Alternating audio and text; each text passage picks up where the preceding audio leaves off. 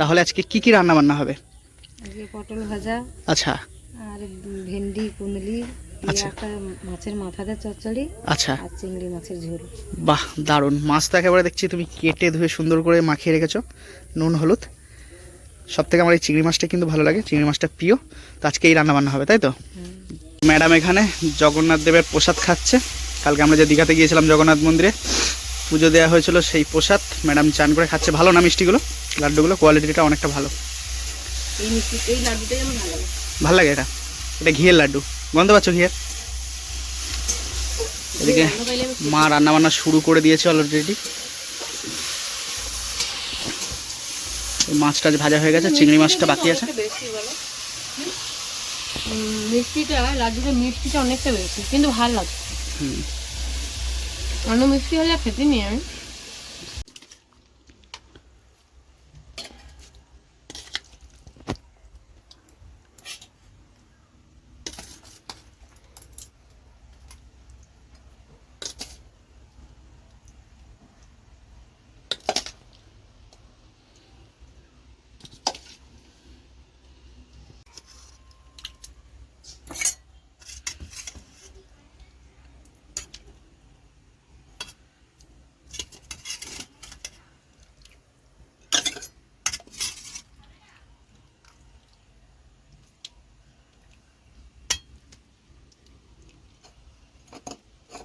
মা খাবার দাবার বেড়ে দিয়েছে, চলো তাহলে আমরা সবাই মিলে মোটামুটি খেতে বসি।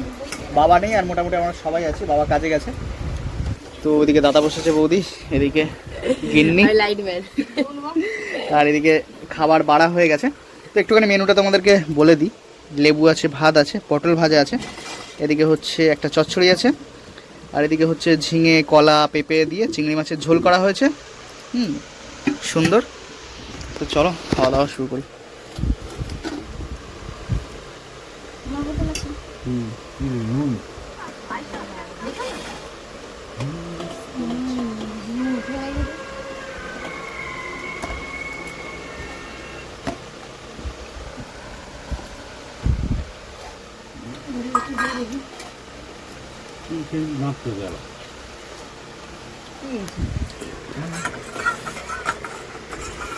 চচ্চড়ি দিয়ে খাওয়া হয়ে গেছে, এইবার মায়ের হাতের স্পেশাল চিংড়ি মাছের তরকারিটা, এটার জন্য ওয়েট করেছিলাম।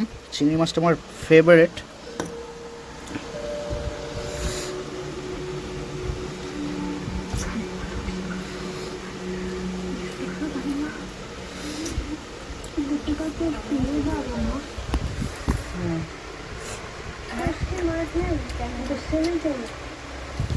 অসাধারণ হয়েছে, অসাধারণ সুন্দর টেস্ট হয়েছে।